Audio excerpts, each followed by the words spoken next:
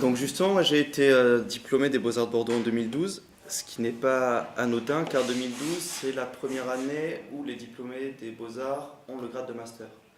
Ce qui veut dire que pour la première fois, des diplômés d'école d'art peuvent faire un doctorat sans repasser par le filtre d'un master recherche à l'université.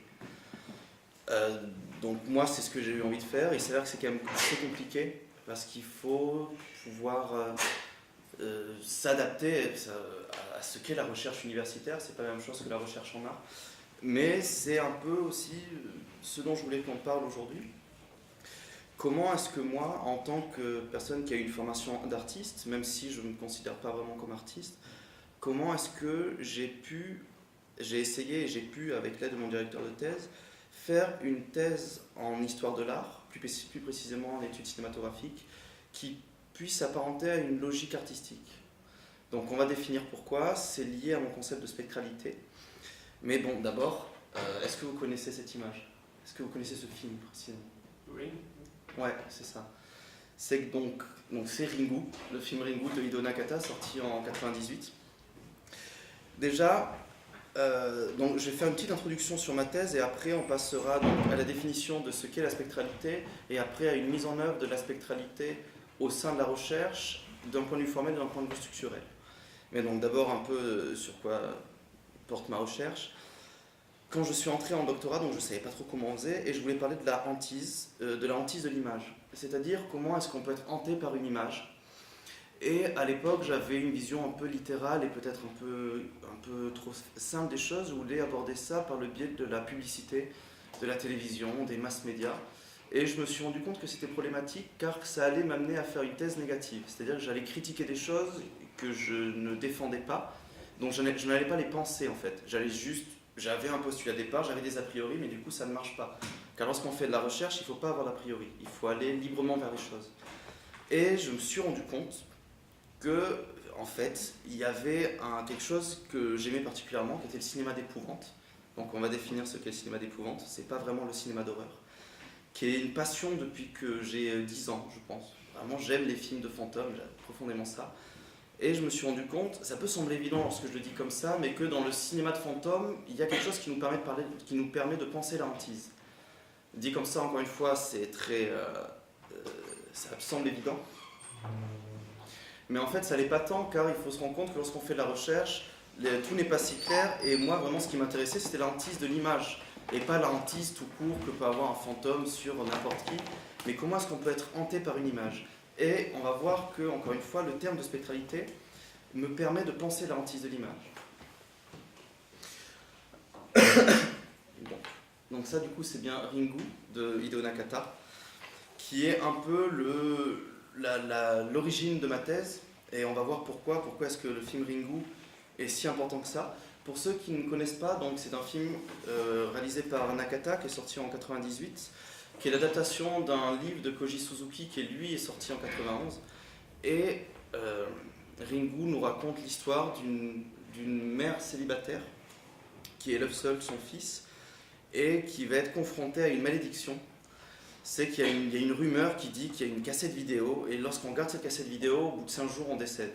Et donc elle, bien sûr, elle va être amenée à voir la vidéo et elle va devoir mener une enquête une enquête du coup portée sur l'image, déjà sur l'outil technologique, puis après sur l'image particulièrement, et qui va du coup l'amener à chasser un spectre. Mais moi, je me suis rendu compte que dans ce film, il y avait quelque chose de l'ordre vraiment d'une critique vraiment de l'image. En fait, Ringu, c'est ça, c'est quelqu'un qui, bon là, il regarde une VHS, mais c'est quelqu'un qui regarde sans cesse une image, et parce que cette image la hante, et elle sait que cette image peut la tuer. Pour ceux qui ne connaissent pas, c'est pas un gros spoil, la fin de Ringu, c'est bien sûr le spectre qui sort de la télévision pour venir nous foudroyer d'un regard. Donc il y a vraiment quelque chose sur l'image qui est très intéressant.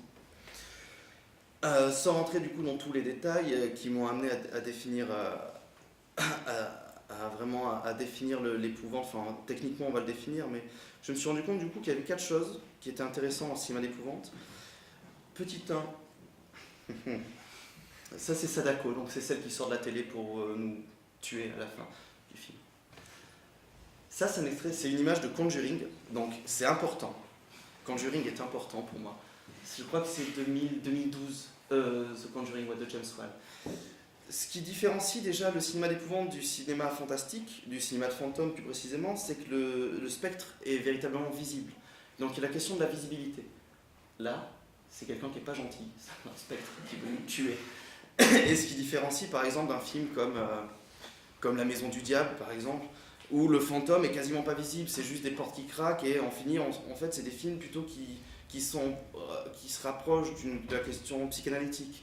Tandis que dans le cinéma d'épouvante, à partir du moment où le spectre est visible, mais dès le premier quart d'heure du film, on n'est pas tant dans des questions psychologiques que dans véritablement des questions de la visibilité. Le spectre, c'est quelque chose qui est vraiment lié à la question de la visibilité. Un autre aspect qui est important, donc là en fait c'est les différents motifs, ça m'a pris du temps à les bâtir, hein, parce que oui, on ne l'a pas précisé, je suis en milieu de troisième année de thèse, donc je suis en train de rédiger. C'est prévu que je soutienne d'ici un peu moins d'un an. Donc c'est-à-dire que bon, tout est déjà, mon plan est déjà vraiment surdéfini, mais tout ce que je vous donne là, c'est vraiment, ça m'a pris du temps, hein. Bien sûr ça prend au moins les 2 premières années de thèse. Deuxième aspect, le cinéma d'épouvante est un cinéma qui est obsédé par le dispositif de monstration. Donc ça c'est Sinister, Scott Derrickson, je crois que c'est aussi, c'est même vraiment période, ça doit être 2014. Et donc c'est quelqu'un qui retrouve une bobine et un projecteur Super 8 dans son grenier et qui va être complètement obsédé par cette bobine et ce Super 8 au point du coup que ça amène à une folie meurtrière et c'est pareil, c'est un film du coup qui parle d'une enquête portée à l'image et une enquête sur cette bobine que l'on monte, que l'on démonte, que l'on se rapproche du film. Mais ce qui veut dire que le cinéma d'épouvante, de manière métaphorique, comme c'est le cas dans Ouija 2, ou de manière complètement, mais vraiment directe, comme c'est le cas dans Sinister, est un film qui est un genre qui nous permet de questionner le dispositif à la fois d'enregistrement, à la fois de monstration. Donc c'est-à-dire, premier point, on peut questionner la visibilité, mais on peut aussi questionner le dispositif. Là, dans Ouija 2, donc cette chanceuse, petite gamine, lorsqu'elle regarde à travers la goutte d'une tablette Ouija, donc vous savez, c'est pour appeler les esprits, c'est un peu comme la métaphore d'un dispositif cinématographique, car elle va voir des choses que son œil seul ne lui permet pas de voir. Et petit rappel, lorsque Talbot, dans son livre The Pencil of Nature, il définit la photographie comme ça. Il a le fantasme que la photographie est un œil qui permet de mieux voir, de voir plus loin que ce que l'œil humain peut voir. Et il s'avère que le cinéma d'épouvante rejoue ça complètement à fond, et ça le rapproche donc du coup du dispositif cinématographique bien sûr, mais donc ça nous permet aussi de questionner ça. Troisième aspect, le cinéma d'épouvante est obsédé par le motif de la maison hantée. Donc ça c'est la maison de Insidious, c'est une maquette que l'on peut visiter si on est aussi chanceux. Et donc il n'y a pas toujours eu un cinéma de maison hantée, on a l'impression que ça existe depuis tout le temps. À la fin de cette conférence, je vais vous apprendre l'origine de la maison hantée, car c'est très récent, finalement c'est 19e siècle, enfin la maison hantée telle qu'on le connaît. Mais lorsque je parlais du fait que Sadako, du coup, à la fin de Ringu, peut sortir de la télévision, et lorsque je rapproche ça de la maison hantée, ça veut dire qu'il y a un rapport à la question de la manière qu'on a d'habiter, ou plutôt l'incapacité qu'on a d'habiter. Et ça va me permettre de penser le monde et comment est-ce qu'on fait pour habiter lorsqu'on est hanté par l'image ou lorsqu'on est dans un lieu qui est hanté. Mais aussi comment est-ce qu'on peut faire pour habiter une image. Car c'est un motif qui est vraiment récurrent dans le cinéma d'épouvante. Les gens entrent dans les images, ils en sortent comme si c'était des lieux. Et donc voilà, c'est un troisième point qui est important et qui, encore une fois, pour la question de la hantise, me semble décisif. Et autre aspect qui est chouette, la question de la possession. Ça, du coup, ça va être la dernière partie. Et donc, la question de la possession, le cinéma d'épouvante est un grand cinéma de la possession. Donc, c'est dans Conjuring, mais aussi dans The Devil Inside, par exemple. C'est un cinéma où les gens sont constamment possédés par des démons qui leur veulent plein de choses mauvaises. Et c'est un aspect qui est important, il me semble, car c'est aussi une question de la hantise. La possession est une forme d'hantise, surtout lorsque l'on va définir ce qu'est le spectre. Et du coup, est-ce que l'on peut envisager que la possession est une hantise de l'image? Donc voilà, j'avais défini ces 4 axes, et on voit que du coup, le cinéma d'épouvante est presque plus intéressant finalement que mon idée première de la publicité ou d'autres choses qui sont plus littérales pour penser la hantise. Donc ça va un peu vite, parce que j'ai quand même beaucoup de choses à vous dire dans une heure, mais voilà les quatre axes qui fait que je me suis intéressé au cinéma d'épouvante. Le titre de ma thèse, c'est vers un monde spectral. On va définir aujourd'hui ce qu'est la spectralité. Le concept de monde, il faudrait une autre conférence, mais je vais quand même en parler un petit peu à un moment, car c'est important, et je pense que la question du monde est liée à la question de la spectralité. Et mon sous-titre, alors d'un point de vue purement administratif, le titre de thèse, il ne peut pas bouger, donc j'ai défini auprès de l'administration, mais le sous-titre, je peux le changer, donc il a changé à peu près 6 ou 7 fois depuis que je suis doctorant, mais actuellement, depuis un an, c'est Théorie d'une hantise de l'image à partir du cinéma d'épouvante contemporain. On va voir pourquoi contemporain. Et théorie, ça c'est... pourquoi théorie? Car tout simplement, le cinéma d'épouvante n'a jamais été théorisé. Ça veut dire que vous avez en face de vous la première personne qui, au monde, théorise ce qu'est le cinéma d'épouvante. Et il y a eu des théories du cinéma de genre, des théories du cinéma d'horreur, du cinéma fantastique, mais le cinéma d'épouvante, jamais. Ce qui a un avantage et un désavantage. L'avantage, c'est que j'ai carte blanche totale pour définir ce qu'est le cinéma d'épouvante. Et le désavantage, c'est que je suis quand même jeune et de manière assez inexpérimentée en tant que chercheur, je dois moi-même définir sur mes petites épaules ce que serait le cinéma d'épouvante et l'idée d'une hantise de l'image à partir du cinéma d'épouvante.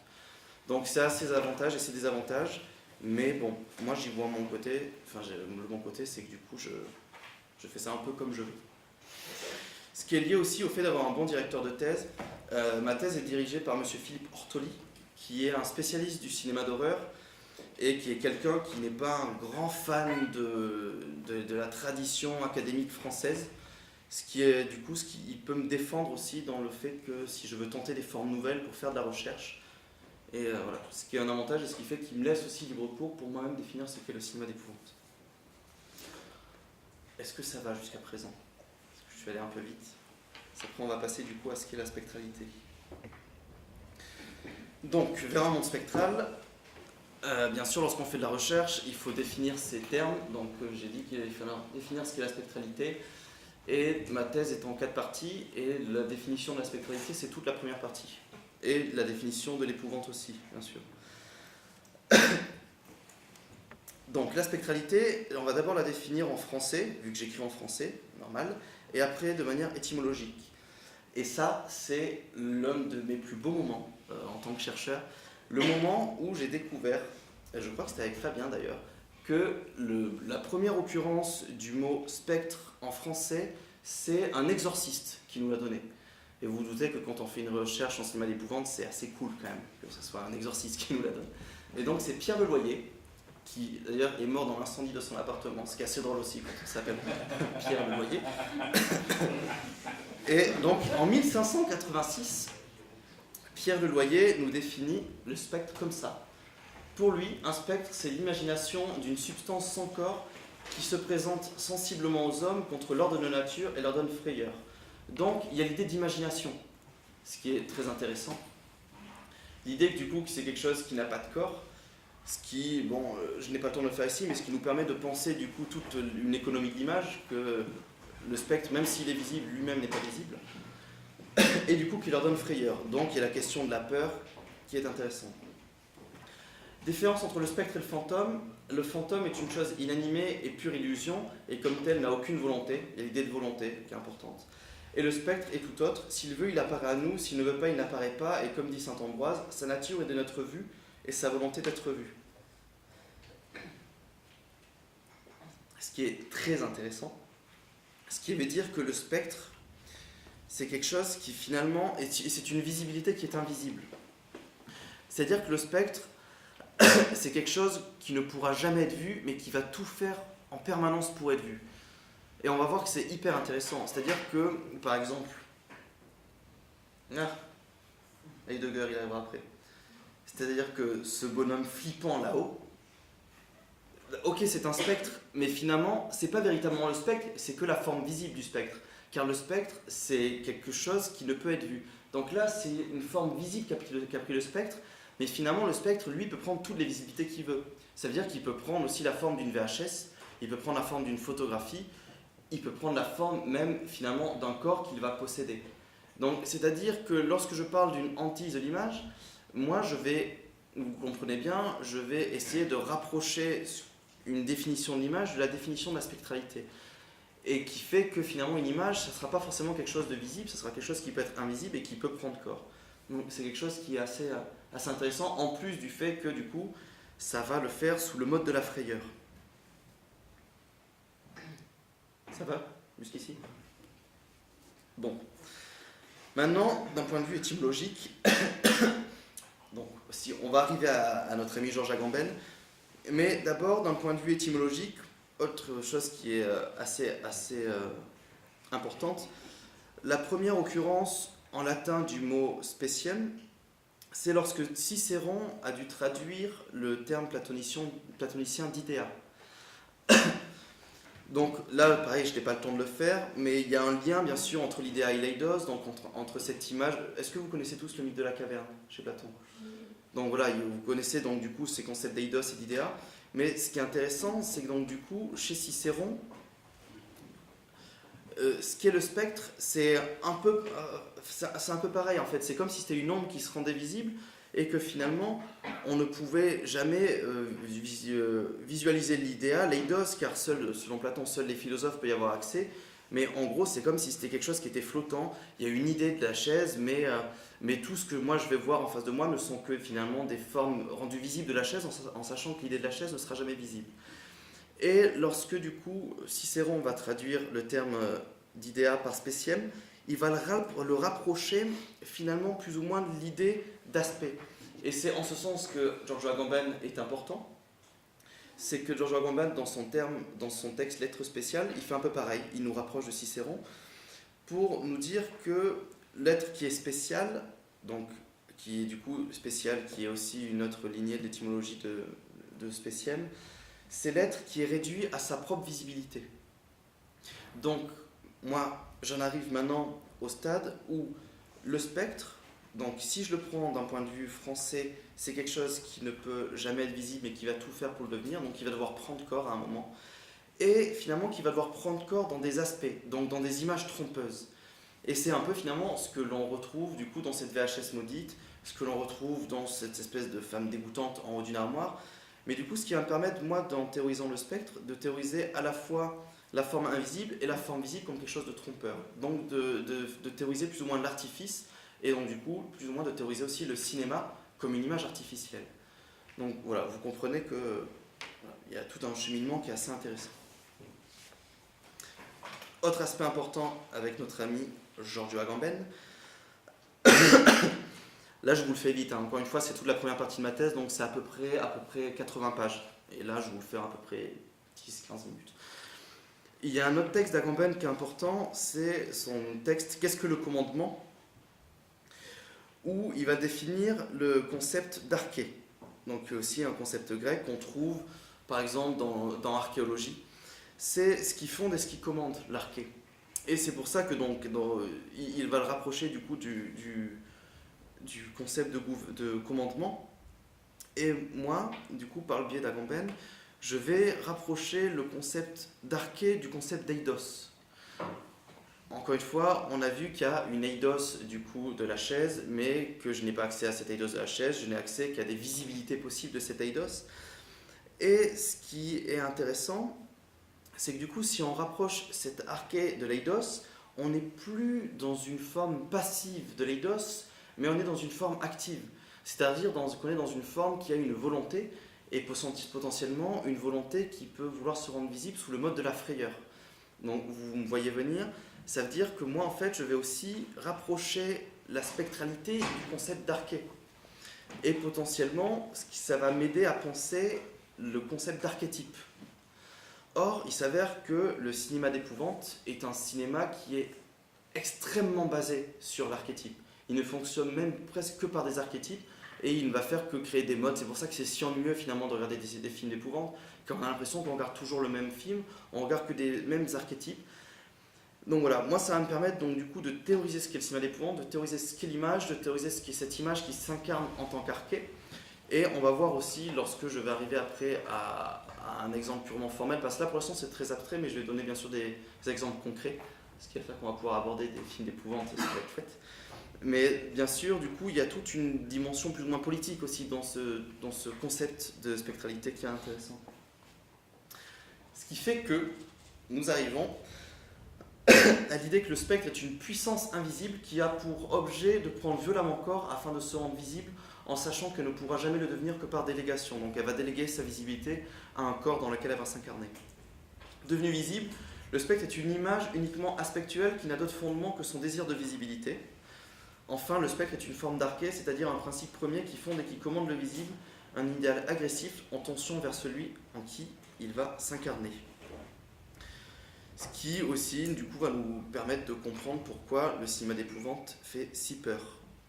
Car peut-être qu'il y a une dimension archétypale, une dimension peut-être extrêmement autoritaire dans le cinéma d'épouvante. Et c'est ce que je vais aussi théoriser. Et la nuance, du coup, entre le cinéma d'horreur et le cinéma d'épouvante, pour moi, le cinéma d'horreur doit faire peur au moment où on le regarde, tandis que le cinéma d'épouvante, finalement, doit surtout faire peur après qu'on l'ait vu. Et c'est par exemple un film comme Lights Out, qui est sorti l'an dernier.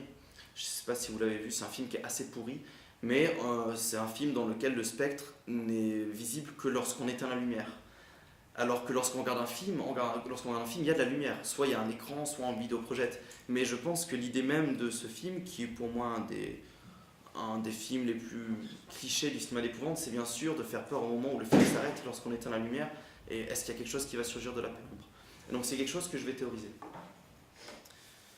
Maintenant, le concept d'épouvante. Car on va voir du coup que le concept, pas l'idée du cinéma d'épouvante, mais le concept d'épouvante est important lorsqu'on pense la spectralité. Donc ça, c'est bien Martin Heidegger, effectivement.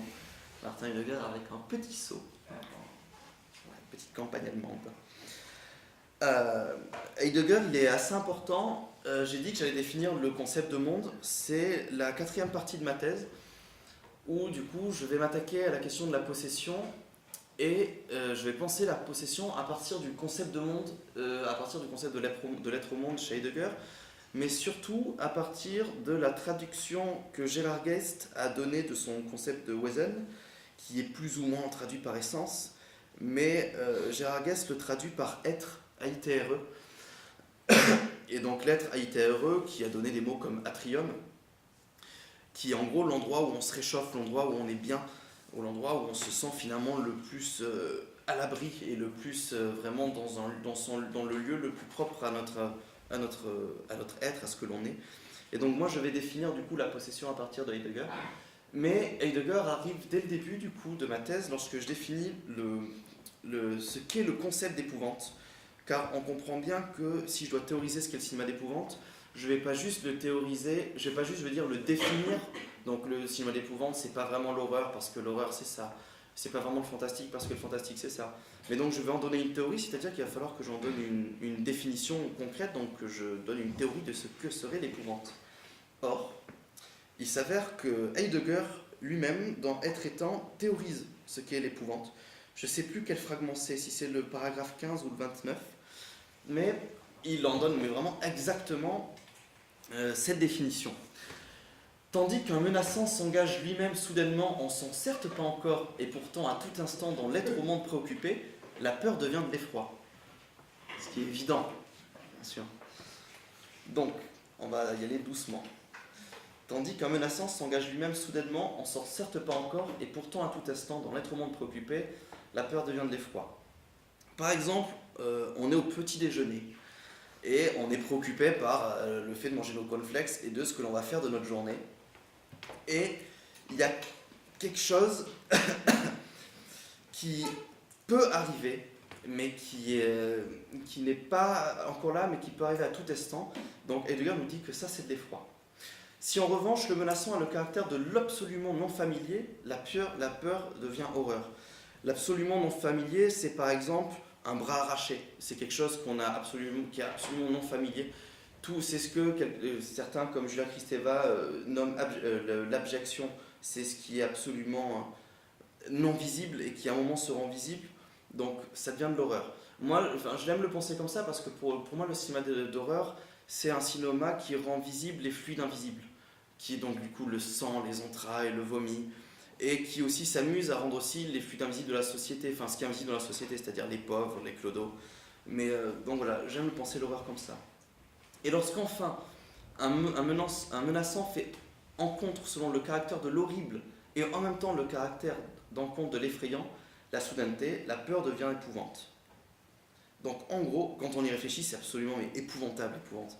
C'est qu'il y a quelque chose qui surgit d'un coup dans notre monde, on est préoccupé, mais là d'un coup devant nous, quelque chose qui est absolument soudain et qui est absolument horrible. Donc par exemple, on est dans notre petit déjeuner et là il y a un bras par exemple qui nous tombe dans notre bol de céréales. Et ça je pense que c'est quelque chose qui est épouvantable, surtout si on reconnaît que c'est le bras de notre mère. Ça c'est absolument, absolument épouvantable. Donc du coup, pourquoi est-ce que selon moi c'est lié à la spectralité et pourquoi du coup est-ce que je pense que le cinéma d'épouvante est un cinéma de la spectralité et lorsque l'on passera à... lorsqu'il arrêtera de questionner la spectralité, ce sera plus de l'épouvante, on passera à autre chose, c'est que du coup il est lié à un devenir visible, à un devenir visible qui est extrêmement soudain et qui va devoir prendre l'apparence d'une visibilité qui est non familière, c'est ce qu'il nous dit de l'horreur. Donc c'est pas vraiment un cinéma d'horreur, car dans le cinéma d'horreur il n'y a pas toujours la soudaineté. Mais dans le cinéma d'épouvante, il y a en permanence la soudaineté, car c'est vraiment quelque chose, c'est souvent du coup des gens qui vivent très bien dans leur petite vie de classe moyenne américaine, et c'est vraiment, mais dans un instant, qu'il y a quelque chose qui est complètement chamboulé. On rentre dans la pièce et il y a un fantôme qui est là et qui kidnappe notre enfant, il y a vraiment, on n'a pas le temps de s'habituer, de suite c'est ici. Et en plus de ça, le cinéma d'épouvante, pour ceux du coup qui ont vu quelques films d'épouvante, savent que c'est un cinéma qui se base extrêmement d'un point de vue esthétique sur le jumpscare. Le jumpscare, c'est par exemple quelqu'un qui va ouvrir un placard, la caméra est de profil, donc lorsque la personne ouvre le placard, on ne voit plus la personne et elle va refermer le placard et là il y aura quelque chose d'horrible qui sera arrivé derrière cette personne-là. Donc, et là on sursaute, on a peur, ah, c'est horrible, c'est épouvantable. Donc le cinéma d'épouvante lui-même, en fait, dans sa manière de véhiculer la peur, se base selon moi, sur ce que Heidegger définit l'épouvante, sur la question de la soudaineté. Donc après, bien sûr, dans ma cinquième partie, dans la question de la possession, il y aura toujours cette idée de la soudaineté. C'est un peu presque ce qu'on disait de l'hypersystéré avec Fabien là, au séminaire tout à l'heure. Il y a un truc qui nous ramène tellement à notre petite condition en fait, d'être humain mortel qu'il y a un truc qui nous choque pour toujours, et il s'avère que le cinéma d'épouvante regorge de ces figures de personnes qui sont devenues complètement mutiques, où c'est même la destination souvent des personnes victimes des spectres. Dans Shutter, par exemple, il y a le mec finit en hôpital psychiatrique avec le spectre qui a tout jamais assis sur ses épaules. C'est une figure qui est absolument horrible, et il n'y a que lui qui peut le voir, c'est horrible. Dans Ringu 2, il y a une jeune fille qui devient mutique, car elle a vu un spectre, et en fait, elle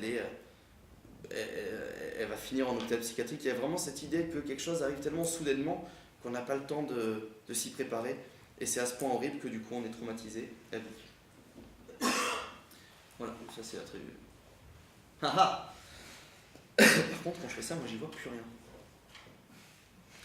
Donc, est-ce que ça allait la définition je peux revenir là-dessus pour qu'on se voit mieux. Est-ce que ça allait la définition en français et étymologique de ce qu'est la spectralité et l'épouvante? Est-ce que vous avez des questions avant qu'on essaie de l'appliquer? Ça va? Bon. Donc là, vous me direz, ok, c'est très bien, mais il s'avère, je disais en introduction, que je viens des Beaux-Arts, et parce que là, du coup, je pourrais avoir fait cette définition et me dire, ok, donc maintenant j'ai fait cette définition et je vais m'attaquer à juste analyser les motifs et les films du genre de l'épouvante et être content d'avoir ma thèse, d'être docteur en esthétique cinématographique. Mais il s'avère que ça me pose problème, car j'ai eu une formation aux Beaux-Arts et lorsque j'ai été formé aux Beaux-Arts, on m'a formé à penser qu'il y avait tout le temps un aspect plus ou moins performatif et que la manière avec laquelle on faisait des œuvres était presque plus importante que les œuvres elles-mêmes. On m'a un peu appris que finalement l'œuvre qui nous fait face est plus ou moins un temps mort et que ce qui est important c'est finalement tout ce qui se passe autour. Ce qui se passe c'est la manière avec laquelle on a fait l'œuvre, le contexte d'apparition de l'œuvre et qu'est-ce qui se passe du coup lorsqu'on regarde une œuvre. Et pour moi, c'est impensable du coup de faire une recherche sur le cinéma d'épouvante qui ne serait pas hantée elle-même. C'est impossible de théoriser la hantise, c'est impossible de théoriser la hantise par une spectralité en étant moi-même pas hanté finalement par une forme visible. Si je dis que le cinéma d'épouvante est un cinéma de la spectralité qui nous fait que raconter des histoires de personnes qui sont hantées par des spectres, et si je dis que le cinéma d'épouvante me permet de penser le cinéma d'un point de vue de la spectralité, qu'est-ce qui fait que moi, en tant que spectateur de la spectralité, je ne pourrais pas non plus me dire que moi-même je ne suis pas hanté? Et du coup, j'ai voulu faire un doctorat qui ne soit pas performatif, parce que ça reste quand même un doctorat universitaire, mais qui en lui-même, dans sa manière même de faire de la recherche, prendrait en compte cette idée de spectralité. Donc, je vais vous présenter la manière avec laquelle j'essaye de le faire. D'abord d'un point de vue historique, lié à la question de l'histoire de l'art, et après on va voir comment je me débrouille plus ou moins dans la manière d'agencer mes idées, et dans la manière que j'ai de discuter même mes objets de recherche. Mais d'abord, d'un point de vue de l'histoire de l'art. Donc ce moustachu sérieux, c'est Aby Warburg. J'ai demandé à Fabien, il m'a dit que vous étiez tous plus ou moins au courant de la pensée et du travail d'Eby Warburg. Est-ce que vous avez besoin que je revienne dessus? Ok, je vais revenir dessus. Donc Aby Warburg, c'est un historien de l'art de la fin du 19e siècle et qui est...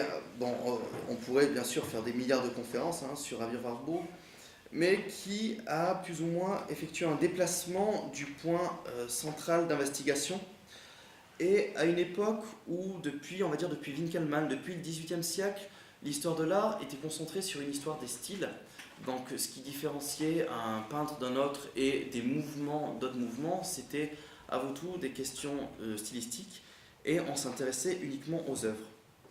Aby Warburg, c'était pas le premier, parce qu'il se situe bien sûr dans une tradition du coup de Edward Taylor et d'autres penseurs du XIXe siècle, mais c'était véritablement le premier au sein de l'histoire de l'art, et bien sûr dans la tradition de Descartes, qui était un peu son maître, à avoir envisagé les œuvres d'art déjà d'un point de vue contextuel. Donc par exemple, pour penser la peinture florentine du XVe siècle, il a plongé dans les archives de cette époque pour nous aider à comprendre ce qui était représenté sur ces tableaux, et nous aider aussi à envisager que les questions des commanditaires et les questions de destination des œuvres étaient importantes dans la formation de l'œuvre elle-même.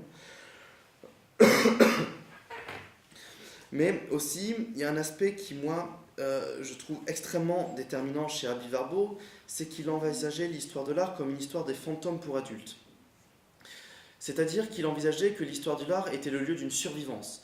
C'est-à-dire qu'il y a des formes, des figures qui parfois disparaissent et parfois vont réapparaître sans qu'on sache forcément pourquoi, soit que c'est le lieu de tradition et de superstition dont on a totalement oublié le sens, ou soit que c'est comme ça, il y a des formes qui vont disparaître et qui, des siècles après, vont revenir au sein de tableaux, au sein d'œuvres d'art, sans qu'on sache véritablement pourquoi, et c'est pour ça que lui va appeler ça des Nakleben, qu'on peut traduire littéralement comme une vie nocturne, que Agamben appelle ça comme une vie posthume, et que Georges Duberman définit comme des survivances, donc des figures vont survivre. Celle qui est le plus intéressant, c'est au sein de son atlas Nosing, donc du coup, qui répertorie tout ce travail d'enquête, un véritable nombre d'investigation, qui est vraiment une archéologie des images. Lui, il définit ça comme une archéologie de l'expression humaine, c'est-à-dire qu'on a autant une peinture du XVe siècle qu'une photographie du début du XXe siècle. C'est bien sûr la planche 46 qui s'intéresse à la nymphe, mais la nymphe plutôt comme une forme passive, parce que là je crois que c'est la 47 ou la 48 qui s'intéresse à la nymphe d'une manière plutôt victorieuse et plutôt agressive.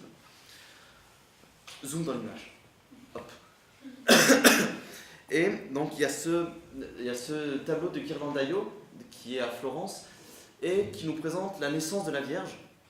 J'ai plus exactement la date, mais du coup ça doit être 1480 quelque chose. Peut-être que Fabien peut nous donner la date précise. Et il y a cette nymphe, donc cette dame, qui rentre dans cette peinture, dans cette fresque, et qui est en total décalage. Donc déjà parce que c'est une naissance, et lorsqu'il y a une naissance, on ne mange pas forcément des fruits. Et ensuite parce qu'elle a une tenue qui est une tenue antique. Donc elle est habillée à l'antique, elle n'est pas habillée du coup à la mode florantique de l'époque comme le sont toutes les autres personnes représentées. Et elle arrive avec ce qu'on a théorisé comme une brise imaginaire, avec un espèce de vent qui fait vibrer du coup sa tenue, comme si du coup elle trouvait son énergie en elle-même, comme si du coup l'énergie venait pas de la scène, surtout qu'il y a pas, la seule fenêtre et celle-ci elle est fermée, mais elle trouvait son énergie en elle-même. Et donc du coup c'est comme si déjà nous étions face à un fantôme qui venait hanter cette scène, qu'on pourrait envisager aussi comme une fantôme idéale et qui serait l'idéal antique. Donc la forme antique, donc c'est la Renaissance, hein. La forme antique revient au sein de cette fresque de Ghirlandaio, au sein de cette naissance de la Vierge, pour annoncer du coup comme un retour à une forme d'idéal, une forme comme ça, de choses un peu supérieures. J'ai dit du coup en introduction que en introduction de cette partie que Aby Warburg envisageait ça comme une histoire de fantôme pour adultes. Ça a dû vous faire tilter car moi j'ai fait une nuance entre ce qui était un fantôme et ce qui était un spectre. Et du coup, je me suis demandé, mais si du coup, en tant que doctorant en histoire de l'art, et je m'intéresse à la spectralité, et je m'intéresse énormément à Aby Warburg, dont j'essaie d'appliquer plus ou moins la méthode dans ma manière d'envisager l'histoire de l'art, même l'histoire du cinéma d'épouvante, qu'est-ce que ça voudrait dire de passer d'une histoire de fantôme appliquée à l'histoire de l'art à une histoire des spectres? Et du coup, qu'est-ce que ça voudrait dire d'envisager que ce fantôme qui est ici, si on peut appeler ça un fantôme pour simplifier, ne serait plus uniquement une larva comme ce qu'on appelait les fantômes qu'on appelait les fantômes au Moyen-Âge, donc une forme passive qui vient errer, mais une forme qui a une volonté et qui cherche à s'incarner. Donc qu'est-ce que ça voudrait dire si du coup le spectre ne serait plus quelque chose qui serait uniquement visible au sein d'une image et qui n'altérerait pas, donc visible au sein d'un visible qui a son autonomie, mais qui chercherait du coup à prendre possession de la visibilité pour la fonder, la gangréner de toute sa spectralité et en faire vraiment son outil à elle idéologique. Et donc bien sûr, je vais essayer de vous montrer comment est-ce que j'essaie de l'appliquer et comment est-ce que j'essaie de le penser. Donc voilà, une étude spectrale de l'art, donc ça c'est ce que je viens de définir. Haha, on revient à notre planche de Ouija. Du coup, dans la deuxième partie de ma thèse, donc la première partie est donc mon introduction à l'épistémocritique, dans laquelle je définis spectralité, épouvante, et c'est véritablement dans la deuxième partie que je m'attaque à commencer vraiment l'analyse du cinéma d'épouvante. Et dans cette partie, qui s'appelle, si je me souviens bien, technique archéropoïèse, image infâme et médium bafoué, je m'intéresse à la manière avec laquelle le cinéma d'épouvante théorise le dispositif cinématographique. Et donc bien sûr, je m'intéresse, donc, comme je vous l'ai dit, à la planche Ouija, et particulièrement au spiritisme, car il s'avère que le cinéma d'épouvante, pour tous ceux qui ont vu un film d'épouvante, il y a un retour qui est absolument incohérent de motifs spirites. Il n'y a pas un film d'épouvante sans qu'il y ait une médium, sans qu'il y ait un moment où on se mette autour d'une table pour parler avec un spectre, ou sans qu'il y ait même une photo, je crois que j'en ai une là, sans qu'il y ait même une photo hantée par un spectre. Il n'y a pas un film d'épouvante sans qu'il y ait ce motif. Et donc moi je me suis demandé, mais pourquoi est-ce qu'il y a ce motif, pourquoi est-ce qu'il y a ce retour du spiritisme?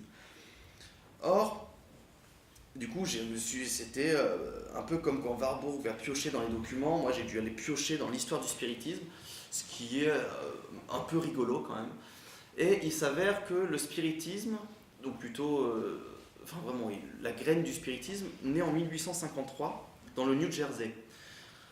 Il y a une famille qui s'appelle la famille Fox, qui habite dans le New Jersey, et ils ont plusieurs enfants, dont 2 enfants qui habitent avec eux, et il s'avère que ces 2 gamines s'ennuient terriblement, et elles commencent à taper dans les placards, à taper dans le grenier, et à trouver des dispositifs techniques pour faire croire que c'est un esprit qui tape et que ce n'est pas elle. Nous sommes du coup au milieu du 19e siècle, dans une époque aux États-Unis, dans un endroit où il y a énormément de puritains, des gens assez coriaces, et tous les voisins commencent à venir dans la maison des Sœurs Fox et à dire mais c'est incroyable, il y a un esprit qui est là.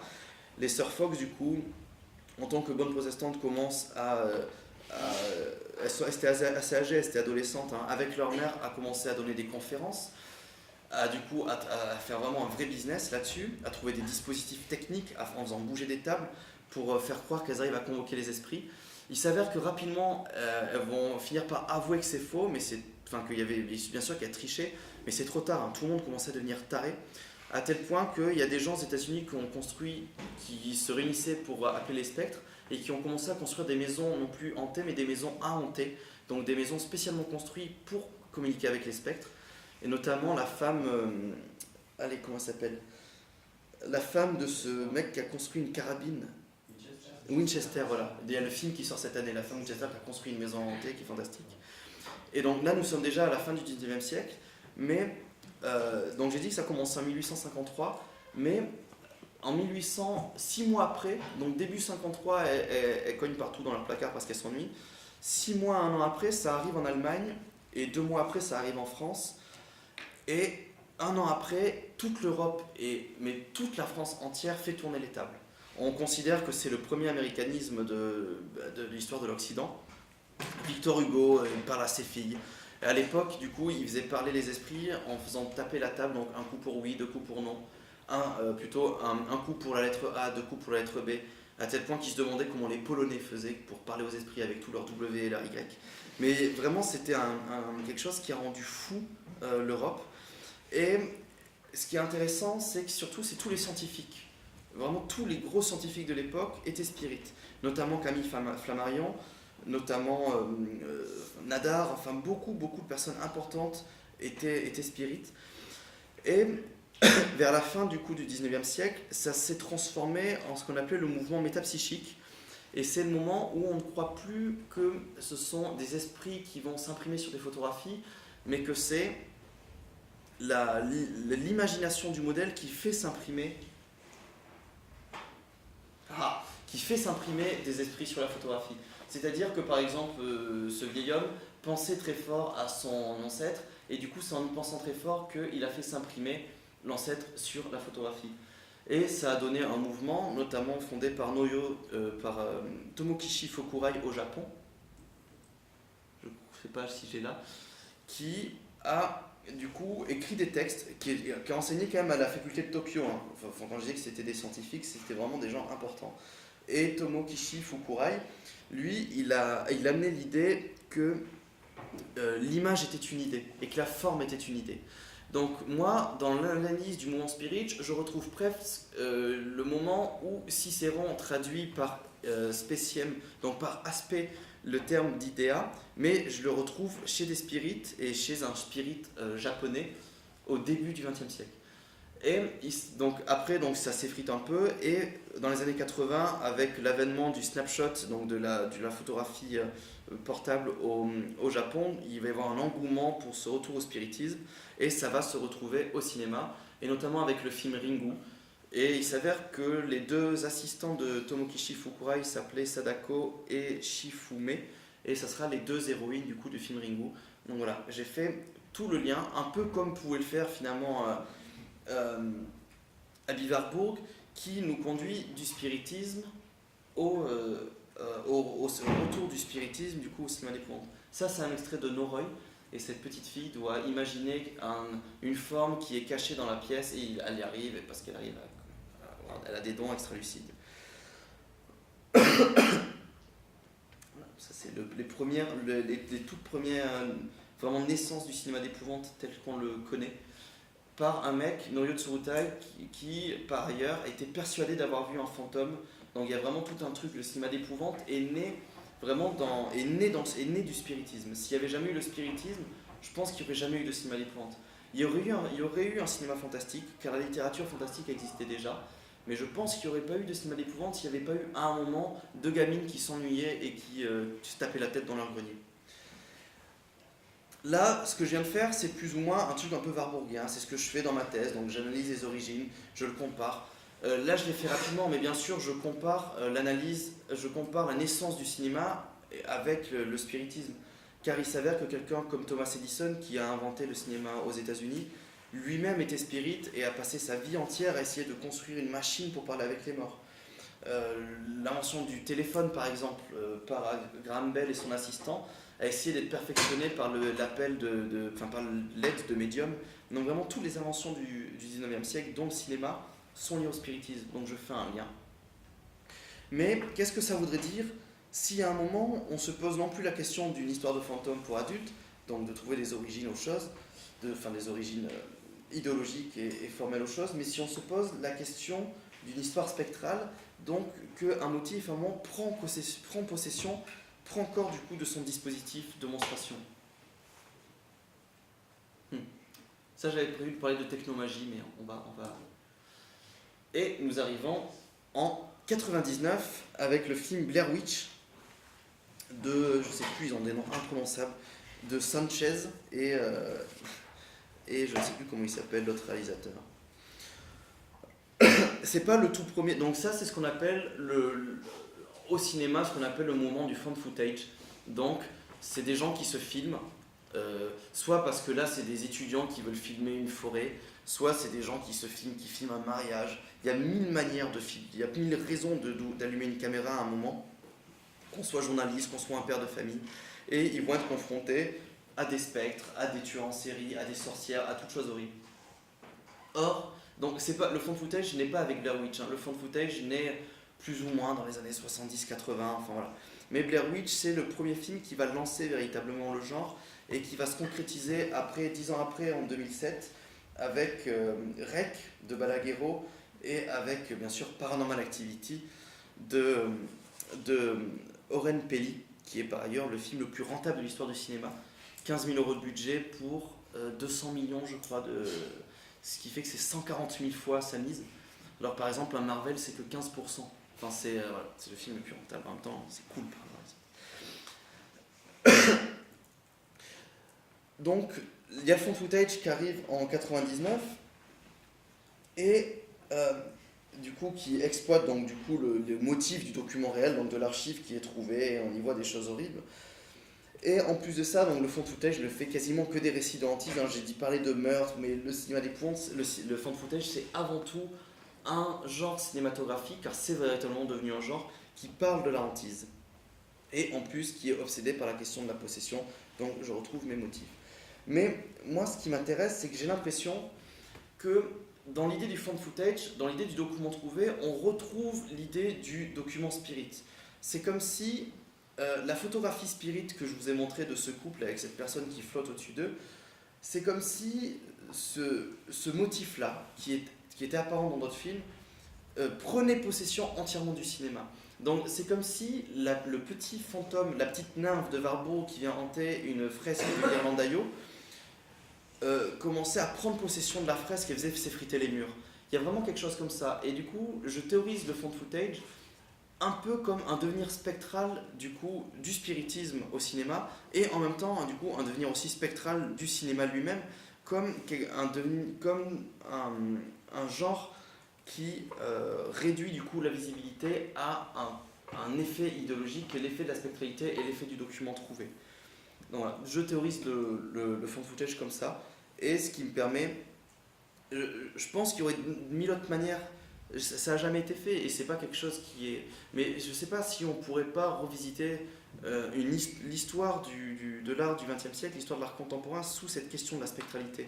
Comme le moment du coup où le mode même de production, le mode même de montage, le mode même d'apparition de l'œuvre est régi par son contenant, par son contenu. Ce qui n'était absolument pas le cas avant, parce que finalement un film d'épouvante ressemble plus ou moins à tous ces autres films en dehors de ses motifs et de montage particuliers.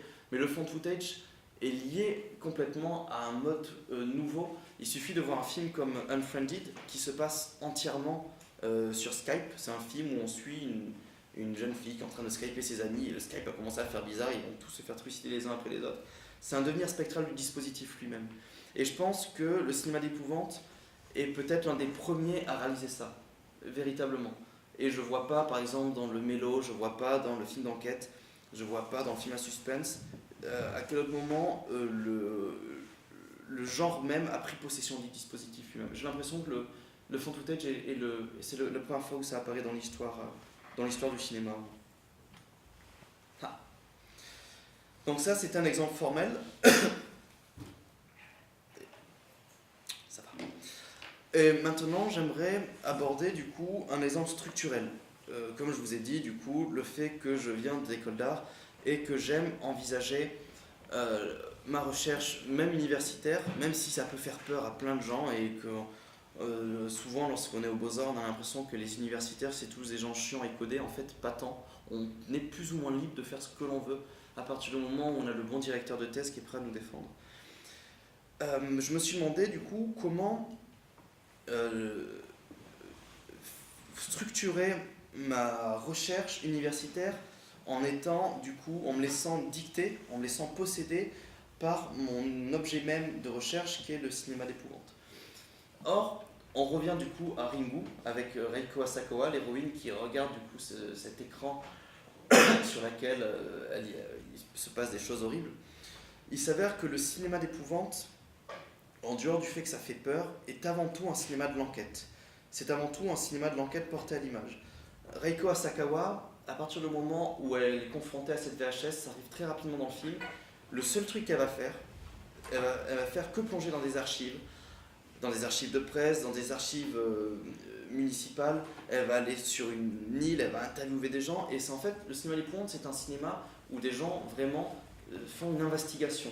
Donc je me suis dit, mais pourquoi ne pas essayer de comprendre la manière avec laquelle eux, ils faisaient une enquête, pour moi, ne pas voir si je ne pouvais pas me laisser dicter ma méthode d'enquête, ma méthode de recherche sur leur méthode à eux. Et il s'avère que c'est plus ou moins ce que je fais.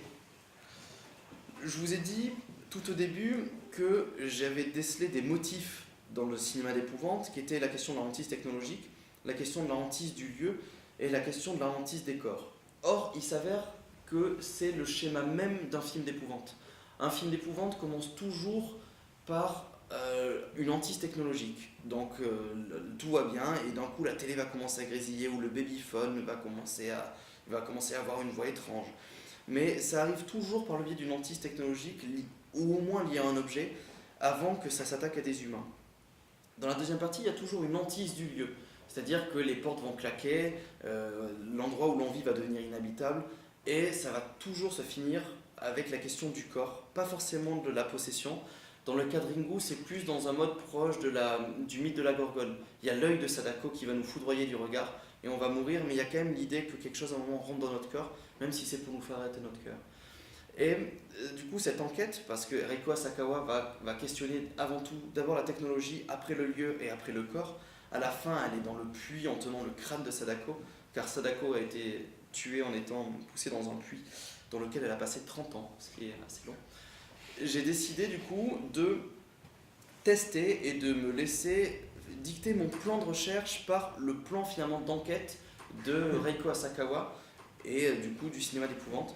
Et il s'avère que ça marche plus ou moins quand même, ça marche même plutôt bien.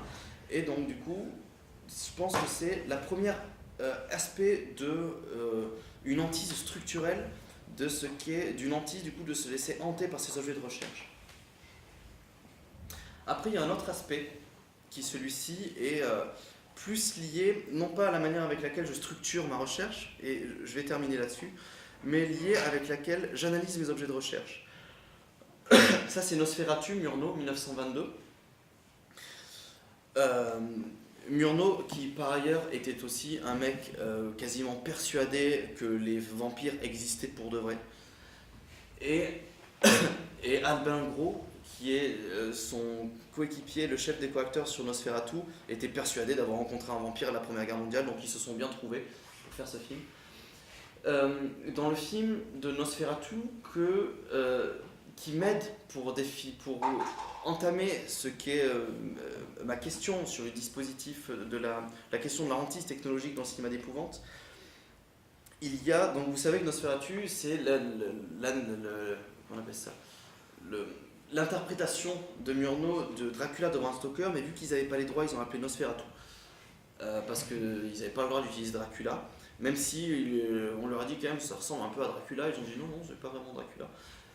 Il s'avère qu'il y a du coup l'incarnation de Van Helsing dans Nosferatu qui s'appelle le professeur Bulwer, et Murnau, dans le générique et dans le scénario, le définit comme un chercheur paracelsien. Qui est Paracels? Paracels, c'est un docteur mystique du XVIe siècle qui avait une théorie des signatures. Donc je peux vous montrer un court extrait qui dure 1 minute 30 je crois, de Nosferatu pour aider à comprendre. 4 minutes 33, on va pas aller jusqu'ici. Ouh là là, alors je vous montre un pixel avant tout. Je vais peut-être le laisser en petit parce que sinon... Donc là, Nosferatu est sur le bateau, il va arriver du coup dans le port en Allemagne. Et alors qu'il est en train de se rapprocher de l'Allemagne, le professeur Bulwer, on va le voir, donne un cours à ses étudiants. Donc là, Rosenwood and with this daughter approach Braham and at the same time daughter Van Helsing. Ça c'est des titres un peu vieux parce qu'il s'appelle Van Bulwer. Parce qu'il vit un peu sans the secret and last year and the trench. Je ne sais pas ce qu'il dit.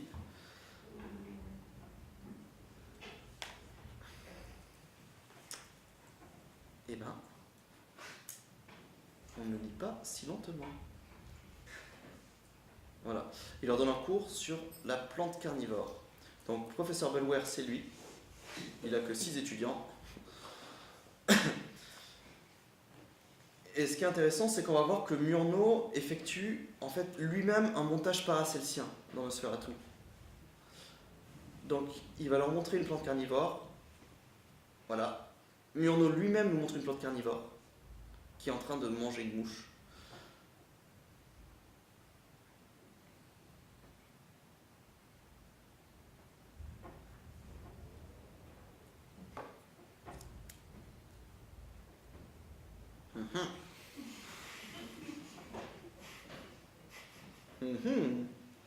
Voilà, bien sûr, c'est un vampire, oh mon Dieu.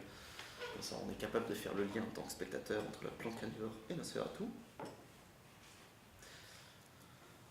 Et ce qui est intéressant du coup, c'est qu'au même moment où Nosferatu réalise ce montage-là, après ça va durer longtemps, Bulwer va nous montrer une araignée, il va nous montrer un polype, donc une espèce de tentacule comme ça qui attaque des proies. Au même moment, il y a un personnage qui va devenir fou. Donc, un personnage qui était du coup dans un asile, enfin qui était arrêté mais qui n'était pas encore devenu fou, lui il devient fou à ce moment-là. Ce qui est intéressant, c'est qu'en fait, le prédateur que l'on voit à l'image a un effet dans le montage lui-même. C'est-à-dire que la plante carnivore que l'on a vue a un effet sur ce personnage-là. Et c'est lorsque Murnau nous le met dans le montage qu'il y a finalement la signature de la prédation qui commence à se faire. Et donc lui va devenir fou, mais au même moment, il y a du coup l'héroïne qui, elle, va commencer aussi à avoir des effets. Et Murnau, plutôt qu'il aurait pu nous montrer, comme c'est le cas par exemple dans le Dracula de Coppola, il aurait pu nous montrer l'âme de Nosferatu qui vient et qui commence à posséder les gens, à les embêter. Non, ce qui est intéressant, c'est que ce sont des images en fait qui vont effrayer et rendre fous les gens. Et c'est pas anodin que Nosferatu, que Murnau définisse Bulwer comme un docteur paracelsien, c'est que du coup, Paracels est un docteur du XVIe siècle qui avait une théorie des signatures. Je le coupe. Et la théorie des signatures, qu'est-ce que c'est? C'est une théorie qui fonctionne sur des similitudes visuelles. C'est que par exemple, si j'ai un problème au poumon, je vais me soigner avec telle plante car telle plante ressemble à un poumon. Si j'ai un problème aux yeux, c'est telle plante dont il faut servir car cette plante ressemble à un œil.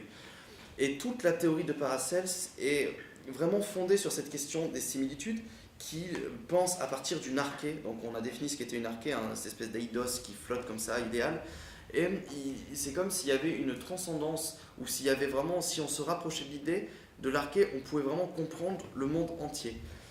On se doute que Paracels, en tant que docteur, il n'a pas dû soigner tant de gens que ça, mais que lorsque l'on envisage la théorie des signatures, que d'ailleurs Agamben théorise et rapproche plus ou moins, vraiment en le théorisant bien, du travail archéologique de Michel Foucault, ça peut devenir intéressant si on le on l'amène dans une recherche en histoire de l'art et en théorie de l'art. Car vu que la méthode de Paracels, en plus, moi, c'est légitimé par le fait qu'elle est présente déjà à la base dans un film d'épouvante, si on décide de penser une recherche en histoire de l'art en fonctionnement en similitude, ça nous permet par exemple, je pense pas être le seul, moi je pense que quelqu'un comme Brodkamp le fait, ou Warburg le faisait déjà plus ou moins, même s'il nommait ça autrement, ça me permet par exemple de questionner le dispositif cinématographique en pensant par le mythe de Pygmalion, chez Rousseau, hein, avec du coup cette Galatée qui va sortir et qui va se toucher, qui va dire c'est moi, donc qui va prendre la parole, en passant ensuite chez Jan van Eyck, qui lui-même crée des peintures qui disent c'est moi, en passant après par la table de Ouija, qui permet au spectre de dire c'est moi, pour finalement arriver au dispositif cinématographique, en passant par exemple par un Méliès ou par d'autres réalisateurs. Et donc du coup, cette technique qui est pas tant universitaire que ça, finalement est légitimée par mon objet de recherche même, qui du coup lui-même se rattache à partir de Murnau à Paracels, et qui du coup est une technique liée à la visibilité. Donc à partir du moment où je m'intéresse à la question de la visibilité, il n'y a pas de raison que moi-même je n'utilise pas une méthode de recherche qui elle-même soit fondée sur des questions liées à la visibilité. Voilà, ça c'est la peinture de Méliès où il va crever la toile, ce qui me permet, vous comprenez, d'arriver aussi à Sadako qui elle-même va sortir de l'écran.